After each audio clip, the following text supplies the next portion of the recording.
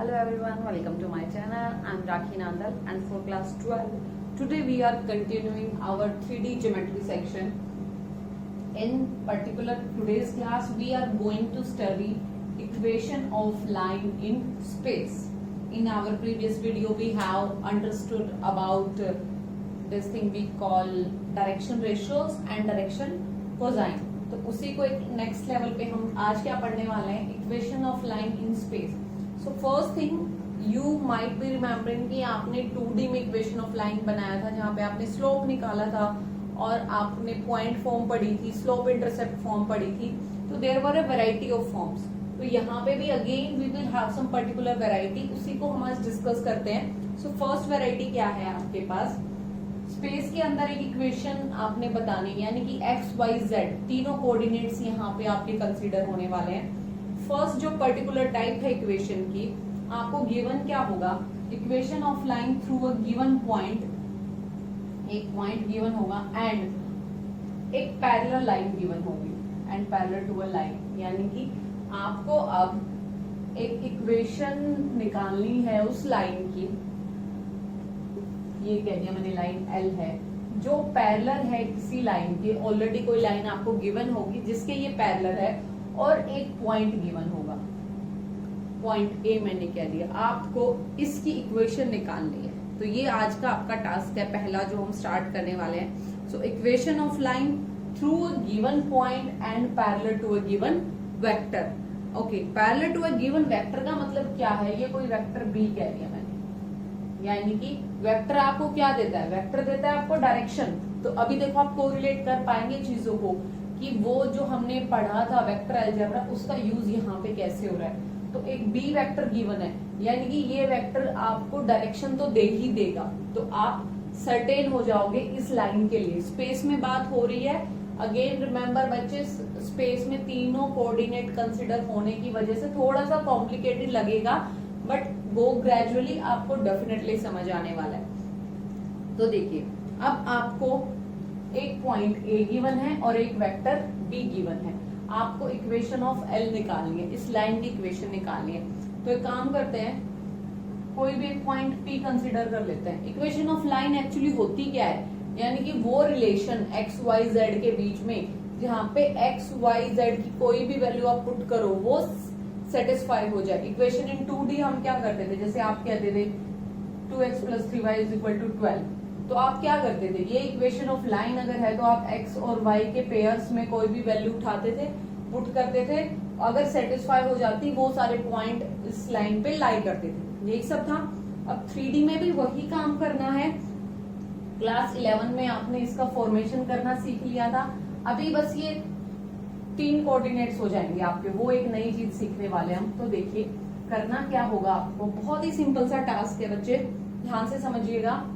ए के कोऑर्डिनेट्स आपको गिवन है, तो let's say x1 y1 z1 तीनों कोऑर्डिनेट्स गिवन है. सो पॉइंट ए के कोऑर्डिनेट्स मैं मेंशन कर देती हूँ. ये अब आपका वेक्टर फॉर्म में भी गिवन हो सकता है. वेक्टर के आपको कोऑर्डिनेट्स बताया था मैंने लिखने, अगर ऐसे लिख दे 2i + 3j - 4k, ये वेक्टर ए के अगर कोऑर्डिनेट्स है, इसका मतलब पॉइंट क्या है 2 3 - 4. ऐसे आपने लिखा था जिसको हमने क्या कहा था, a b c, direction ratios, ये सब आपने किया था. तो चलो इसके बाद में आते हैं, पहले सीखते हैं कि इक्वेशन ऑफ लाइन लिखेंगे कैसे. ए पॉइंट हो गया, अब बी वेक्टर गिवन है. अब बी आपको पता है वेक्टर की रिप्रेजेंटेशन हम यहाँ पे कैसे कर रहे हैं, ये ऊपर एरो लगा के. तो एक बी वेक्टर गिवन है. अब देखो l line b line parallel है, तो वेक्टर में हमने पढ़ा था if two lines are parallel, if two vectors are parallel, then we can write them like this. Parallel हो या कोलिनियर हो, लैम्डा ए वेक्टर लिख सकते हो. इसका मतलब क्या हुआ आपके पास यहाँ पे कि भाई जो भी आपने बी वेक्टर = लैम्डा ए वेक्टर लिख सकते हो, ए वेक्टर = लैम्डा बी वेक्टर भी लिख सकते हो. नहीं, इसको अभी इस डायरेक्शन में नहीं लेके जाते हैं हम, बहुत ही सिंपल से केसेस स्टार्ट करते हैं. हम ज्वाइन करते हैं ओरिजिन से. एक बार फार्मूला ड्राइव कर लेते हैं, आपको याद रखने में इजी हो जाएगा. इसको ज्वाइन कर दो पॉइंट पी से, ठीक है. तो अब देखो ये ए वेक्टर पॉइंट ए का आया, तभी तो मैंने कहा ना आपको कि ओरिजिन अगर एक पॉइंट ले लो आप, तभी हम डायरेक्ट लिख सकते हैं, जो कोऑर्डिनेट्स हो उन्हीं को IJK की फॉर्म में लिख देते थे। ये OP, इसको मैंने कह दिया आर वेक्टर, क्योंकि ये तो निकालना है, P पॉइंट आपको गिवन है नहीं, तो OA हो गया A वेक्टर, OP हो गया R वेक्टर, B वेक्टर के पैरेलल है, ये चीज ठीक है। तो अब एक बात मुझे बताइए, जो मैं कह रही थी A वेक्टर, उसकी बजाय A वेक्टर आपका ये ले लिया है मैंने अब, तो AP वेक्टर जो है आपका, that is parallel to B vector.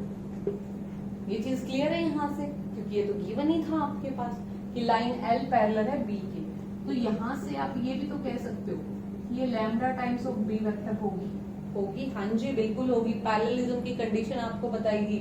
ये लैम्डा टाइम्स, लैम्डा कोई भी रियल नंबर हो सकता है, ये हाफ हो सकता है, ट्वाइस हो सकता है, कुछ भी हो सकता है। ये हमने एक वीडियो में कवर की है पूरी चीज कि if two vectors are parallel, so आप इस फॉर्मेशन में लिख सकते हो।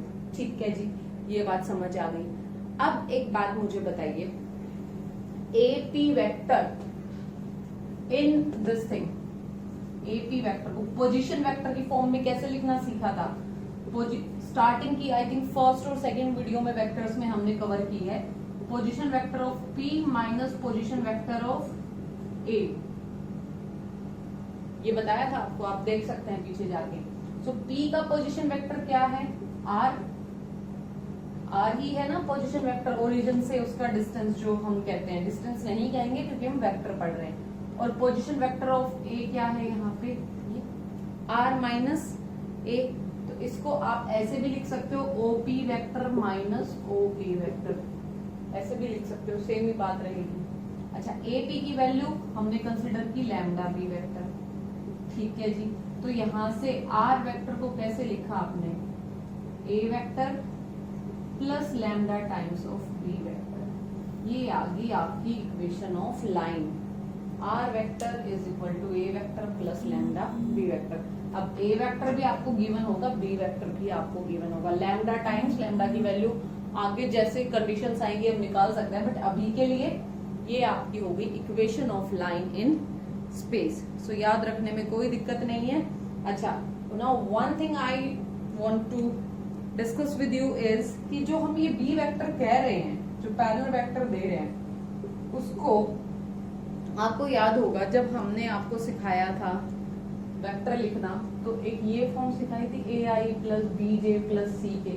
हो सकता है कोई भी ABC, कोई भी आपके यहाँ पे क्या थे, डायरेक्शन रेशियोज थे ABC। तो इस B को इस B के साथ कभी कंफ्यूज मत करना, ये ध्यान रखना। ये ABC तो थे आपके पास डायरेक्शन रेशियोज, और ये है B vector, so don't get confused. Books में ऐसे ही है, अदरवाइज आप इसको P वेक्टर कह सकते थे। हाँ जी, कोई दिक्कत नहीं है, P वेक्टर ले लेंगे तो A vector plus lambda P vector हो जाएगा। बट सिमेट्री इधर A लिया है तो B लेने के लिए आपका इन्होंने A और B को चूज कर लिया है। So don't get confused with this B and this is B vector, ये बहुत अलग अलग चीजें हैं, इनमें कंफ्यूज मत होना। So R vector is equal to A vector plus lambda B vector, ये हो गया आपका equation of line in space. इसी पे बेस्ड एक क्वेश्चन करा देती हूँ, फिर हम नेक्स्ट टॉपिक करते हैं। This is the question given. Find the equation of line passing through position vector this and is the direction of this. यानी कि जो इक्वेशन आपने बनानी है वो इस पॉइंट से, पॉइंट की जगह पे पोजीशन वेक्टर गिवन है, आपको यहाँ पे पॉइंट भी गिवन हो सकता है, बट यहाँ पे आपको गिवन क्या है? Position vector. पॉइंट से पोजीशन कैसे निकालोगे? दूसरा पॉइंट ओरिजिन है, तो आपको बताया था x2 माइनस x1 करते हैं, क्योंकि ओरिजिन है तो डायरेक्ट भी आप 2i प्लस j प्लस 4 के लिख सकते हो। So that is not a big deal. Position vector इस ये है और डायरेक्शन ये है, तो इक्वेशन क्या है? A plus lambda B vector. A वो पोजीशन वेक्टर था किसका? जिस पॉइंट से पास हो रही थी। So 2i plus j plus 4k plus lambda times of direction vector, यानी जिसके पैरेलल था, तो पैरेलल वाला था 3i plus 4j plus 5k। ये हो गई आपकी equation of line passing through this position vector and in the direction this. ये तो हुई एक फॉर्म। दूसरी फॉर्म क्या कहती है आपको? कह रही है कि अगर आपको ये पैरेलल लाइन ना दे एंड आपको दे दे direct equation of line passing through 2 points, सिर्फ 2 पॉइंट्स दे देंगे। अब देखो यू कैन कोरिलेट कि हमने किया था ऐसा जब हमने equation of line in 2D पढ़ा था, तो वहां पे भी आपको 2 पॉइंट फॉर्म गिवन थी। तो थोड़ा सा उसी कंसेप्ट पे चलते हैं जहां पे हम पढ़ेंगे equation of line passing through 2 given points.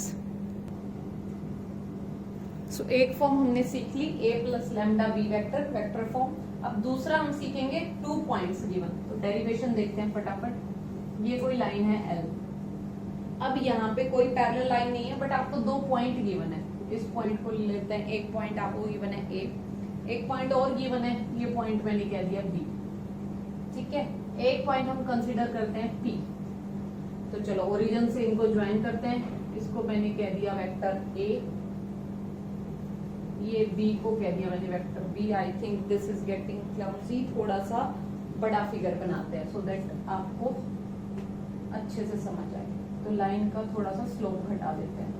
It seems like parallel, ऐसी कोई लाइन।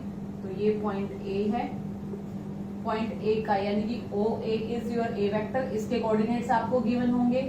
ये पॉइंट B हमने लिया है, इसके भी आपको गिवन होगा B वेक्टर।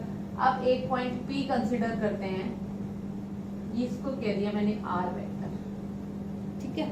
तो देखो क्या करेंगे, अब देखो AP वेक्टर अगर आपको लिखना हो तो आप क्या लिखोगे, R minus A vector, position vector of P minus position vector of A। सीखा हुआ है ये सब आपने, पोजीशन वेक्टर ऑफ A लिख दो, R माइनस A, ये AP निकाल लिया आपने। अब AB अगर आपको लिखना हो, AB को कैसे लिखोगे, B माइनस A। ये तो समझ आ गया होगा कैसे लिख रहे हैं अभी।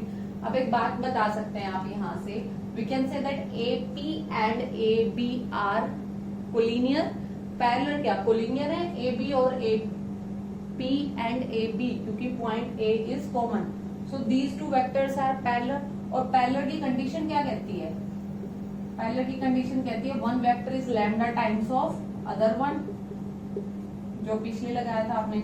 सो इनकी वैल्यूज पुट कर दो, लैम्डा AB की वैल्यू थी B minus A। Again I am saying don't get confused with B। तो यहाँ से आप R vector is equal to A vector plus lambda times of B minus A vector. समझ आया आपको, हो गया। बस ये दूसरी फॉर्म आ गई, R vector is equal to A vector plus वहां पे B आपका पैरेलल वेक्टर गिवन था, यहाँ पे B पॉइंट गिवन है। तो देखो कंफ्यूज नहीं होना है, फॉर्म याद रखना।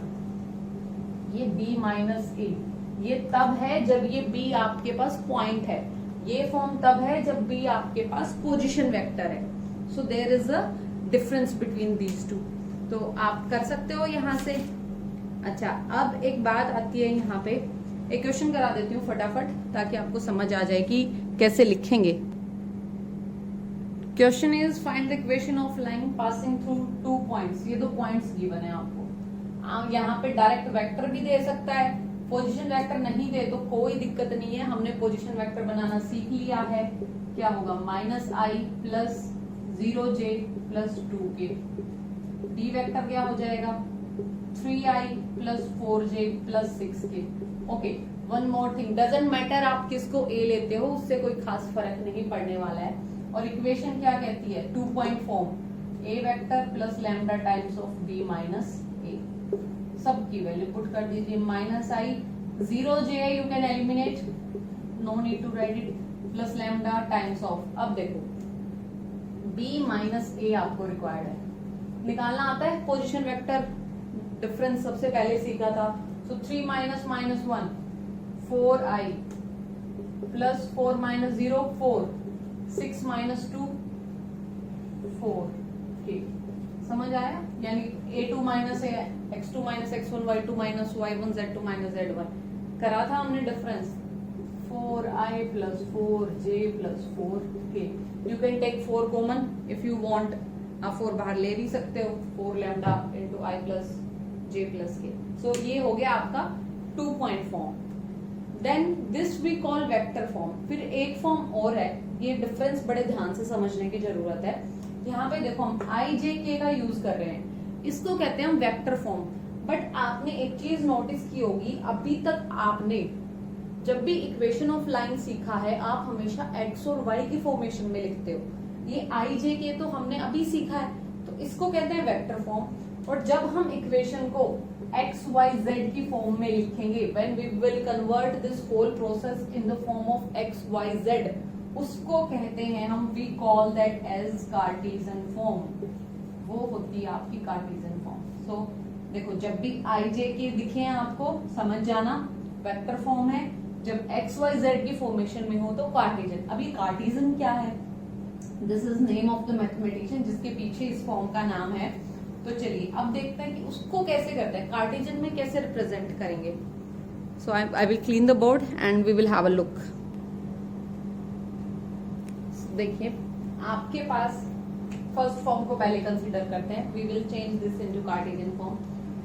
Are vector, basically what we will do, we will eliminate I J K from our answer. अब इसको लिखोगे आप तो आई जे के की फॉर्म में आंसर आएगा, क्योंकि यहाँ और यहाँ आई जे के है। तो हम क्या करेंगे, हम इसी फॉर्म में कंपेयर करके आई जे के को निकाल देंगे। बस इसको हमने कह दिया एक्स आई कैप वाई जे कैप प्लस जेड के कैप। ये आपको पता ही है कि एक्स का कोऑर्डिनेट है, वाई का है, जेड का। अब देखो ए क्या था आपका, point through which equation was passing, तो इसको x1 कह देते हैं, y1 प्लस z1। ठीक है। अब देखिए b क्या था, b आपको वो लाइन थी जिसके पैरेलल आपने लाइन फाइंड करनी है। तो यहाँ पे हमने a कहा था, क्यों? क्योंकि a b c हमने क्या ले लिए थे, यहाँ पे डायरेक्शन रेशियोज बताई थी आपको बात। तो बस कुछ नहीं, इन तीनों फॉर्म को पुट कर दीजिए एक साथ यहाँ पे फर्स्ट में, x I plus Y J plus Z के इज इक्वल टू, ए की जगह पे ये सब x1 आई प्लस y1 जे प्लस z1 के plus lambda times of, lambda times कर दीजिए सबका, यानी कि अलग अलग लिख लेती हूँ, lambda times of A I cap plus lambda times of B J cap plus lambda time of C K cap. कर सकते हो? ठीक है जी, कर दिया। अब क्या करना है, अब इकट्ठा कर लेते हैं आई वाले सारे, x1 plus lambda A I cap, y1 plus lambda B J cap plus z1 plus lambda C K cap. इधर से अब देखो, इधर X I plus Y J plus Z K. And we discussed about vector property, if two vectors are equal then their separate component should be equal. तो I1 को I1 के साथ compare किया, x की वैल्यू आ गई x1 plus lambda a, y की value आ गई y1 plus lambda b, z की वैल्यू आ गई है z1 प्लस लैम्डा सी। ठीक है, ये आपने x y z की वैल्यू निकाल ली है। अब देखो इसको अगर मैं ऐसे लिख सकती हूँ, अब तीन अलग अलग इक्वेशन है, x minus x1 upon lambda is equal to, sorry a is equal to lambda, यानी कि सारी चीजें इधर कर दी, सिर्फ एक लैम्डा को इधर रख लिया। सिमिलरली यहाँ पे y minus y1 upon b is equal to lambda, z minus z1 upon c is equal to lambda. अब देखो इधर भी लैम्डा, इधर भी लैम्डा, इधर भी लैम्डा, तीनों क्या है, इक्वल है। तो इसको आप इस तरीके से लिख सकते हो। I think this is done, इसको मैं रिमूव कर देती हूँ। इन तीनों की हेल्प से you can say x minus x1 upon a is equal to y minus y1 upon b is equal to z minus z1 upon c is equal to lambda। अब lambda का काम रहने देते हैं, हमने रिलेशन फाइंड कर लिया x y z में। तो ये है आपकी कार्टेशियन फॉर्म। ठीक है, Cartesian form of equation of line passing through point x1 y1 z1 and parallel to the vector whose direction ratios are a b c। ये हो गई फर्स्ट के लिए। अब सिमिलरली सेकंड के लिए आप करके देख सकते हो, सेकंड के लिए आप खुद से करना। I will correlate and I will tell the direct result here. देखिए अब x माइनस x1 ये वाला वेक्टर तो एज इट इज रहता है, सिर्फ यहाँ पे नीचे क्या है, b माइनस a है, वहां पे क्या होता है रेस्पेक्टिवली ले लेती हूँ मैं, x2 minus x1, y minus y1 upon y2 minus y1, z minus z1 upon z2 minus z1। समझ आ गया कैसे लिखा है मैंने? आई होप यू अंडरस्टैंड कि ये इसको सिमिलरली यहाँ पे क्या था, b क्या था आपका, पॉइंट था, और उस पॉइंट के कोऑर्डिनेट्स हमने क्या कहा था, x2 y2 z2।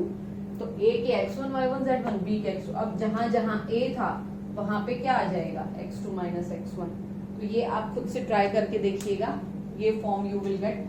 So these two are Cartesian form. यहाँ पे देखो i j k नहीं है, और ये क्या है, इन सब की वैल्यू गिवन होगी आपके पास, सिर्फ you will have only variable x y z। तो this is equation of lines in Cartesian form. वो पहले वाली थी आपके पास वेक्टर फॉर्म। तो जब भी क्वेश्चन गिवन हो तो आप इस तरीके से बना सकते हो, ठीक है, कर लेंगे आप। If there is any doubt students do let me know. और यहाँ से आप डायरेक्ट भी लिखना आ गया आपको, जब भी 2 पॉइंट गिवन होंगे आप फटाफट कर दोगे। ये एक पॉइंट और एक इक्वेशन होगा, कार्टेशियन फॉर्म लिख दोगे आप सीधे से। एक क्वेश्चन में कराती हूँ आपको, क्वेश्चन डायरेक्टली गिवन आपको, find the equation of line in Cartesian form passing through the point A and B. तो सीधा सा है, x1 y1 z1 की वैल्यू क्या है आपके पास, 3 4 -7। x2 y2 z2 की वैल्यू क्या हो गई, 1 -1 6। अब सीधा लिख दो, कार्टेशियन फॉर्म क्या कहती है, 2 point form, x minus x1 upon x2 minus x1, y minus y1 upon y2 minus y1, z minus z1 upon z2 minus z1। कर दो put, x minus 3 upon x2 minus x1, 1 minus 3 minus 2, y minus y1 की value 4, y2 minus y1 minus 4 minus -1 minus 4 minus 5, z minus z1 की value -7। तो ये क्या बन गया, minus minus plus, 6 minus 7 plus 6 plus 7 हो गया आपके पास। तो ये दे देगा आपको 13। तो ये आ गई आपकी equation of line in Cartesian form. Vector form में लिखना हो तो ये, कार्टेशियन में लिखना हो तो ये। सो 2 पॉइंट फॉर्म आप इजीली कर सकते हो। So this is your first topic, equation of line through one point and parallel and passing through these 2 given points. So this is something new you have learned today. इसके बाद आपके पास आता है angle between 2 lines. तो अब angle between 2 lines, अभी तक तो आपने सीख लिया था कि 2 लाइंस है, उनके बीच में आप स्लोप निकाल लेते थे और उसको कंपेयर कर देते थे, cos थीटा निकाला था आपने। But in your current session आपका angle between 2 lines is removed from your syllabus. So 2 lines के बीच का एंगल आपसे नहीं पूछा जाएगा, ठीक है। But I think we need to discuss this. हो सकता है आपको कहीं और यूज हो जाए, तो एक बार मैं सिर्फ फार्मूला थोड़ा सा डिस्कस कर लेती हूँ आपके साथ। सो बेसिकली है क्या, आपको 2 लाइंस गिवन है, L1 and L2। So L1 is आपकी लाइन है, उसकी इक्वेशन मैं लिख रही हूँ यहाँ पे। बेसिकली आपने R1 R2 निकाल रहे हो यहाँ पे। सो फर्स्ट लाइन की इक्वेशन मैं लिख देती हूँ, A1 I cap B1 J cap plus C1 K cap, ठीक है। A1 B1 C1 आपके क्या हो गए यहाँ पे, direction ratios of your line. R2 को लिख दिया, A2 B2 C2। अच्छा, ये जो आपने यहाँ पे लिखा है, ये लैम्डा सॉल्व करने के बाद का प्रोसीजर हो रहा है भाई आगे, ये ध्यान रखना है यहाँ पे, ठीक है। तो अब देखो, इन दोनों के बीच में एंगल लिखना हो आपको तो फार्मूला होता है cos theta is equal to, पहले तो मोड लगा देते हैं कि it will be easy for you to remember. And इसके फार्मूला में हमेशा हम पॉजिटिव एंगल कंसिडर करते हैं, यानी कि एक्यूट वाला एंगल हम कंसिडर करते हैं। तो बहुत ही सिंपल सा फार्मूला है, रेस्पेक्टिव को मल्टीप्लाई करना है, A1 A2 plus B1 B2 plus C1 C2। आपने फार्मूला किया था ना एंगल बिटवीन 2 वेक्टर्स, वही है ये angle between 2 lines, upon A1 का स्क्वायर प्लस B1 का स्क्वायर प्लस C1 का स्क्वायर इंटू A2 का स्क्वायर प्लस B2 का स्क्वायर प्लस C2 का स्क्वायर। याद है ना, आपने फार्मूला सीखा था, बस उसी को यहाँ पे थोड़ा सा एक्सपेंड करके लिख दिया। मैंने एक्सपेंड भी क्या किया, आपने वेक्टर के लिए सीखा था ना, A डॉट B वेक्टर्स थे तो आपने लिखा था A vector B vector cos theta, है ना। तो यही cos थीटा को यहाँ पे मैंने अप्लाई किया। अब जब आप डॉट प्रोडक्ट करते हो तो आपको पता है I और I वाली टर्म्स आती है, तो आप एक्सपेंशन देखना चाहो तो वहां से भी है और डायरेक्टली कोरिलेट भी कर सकते हो आप यहाँ से, कोई बड़ी चीज नहीं है। अब बात आती है condition of parallelism and condition of perpendicularity. तो ये चीज तो बड़ी क्लियर है, आपको बताया था पहले भी पिछले जब, इसीलिए मैं बार बार कह रही हूँ बच्चे, अगर ये चैप्टर समझना है तो वेक्टर को समझना बड़ा जरूरी है आपके पास। तो अगर थीटा आपका 90 डिग्री हो जाए, यानी कि इसकी वैल्यू cos 90 0, तो लाइंस क्या होंगी आपकी परपेंडिकुलर। ये 0 कब होगा, ये तो 0 हो नहीं सकता। तो A1 A2 B1 B2 plus C1 C2, if this is 0 then your lines will become perpendicular। अच्छा, अगर लाइन पैरेलल हो तब क्या होगा। पैरेललिज्म का तो आपने पहले भी सीखा हुआ है कि A vector is equal to lambda B लिख देते थे अगर A और B पैरेलल था।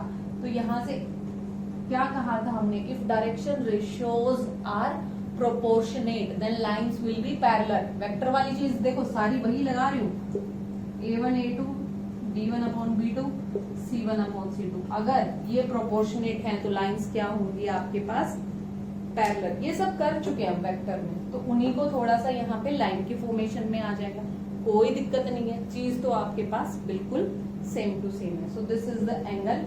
This question will not be asked, but ये पूछ सकता है। पैरेललिज्म एंड परपेंडिकुलरिटी के लिए उसने क्लियर नहीं किया है, तो इसके बेसिस पे आपकी एक्सरसाइज 11.2 से question number 10 and 11 are cut. काटा लगा दो भाई इन क्वेश्चंस पे, ये वाले क्वेश्चंस आपसे नहीं पूछे जाने वाले हैं। Now only one topic is left for this exercise, that is shortest distance between two lines. I think that's enough for today, we will cover this in our next video. So do till here students, do let me know if there is any doubt. Thank you all, have a good day.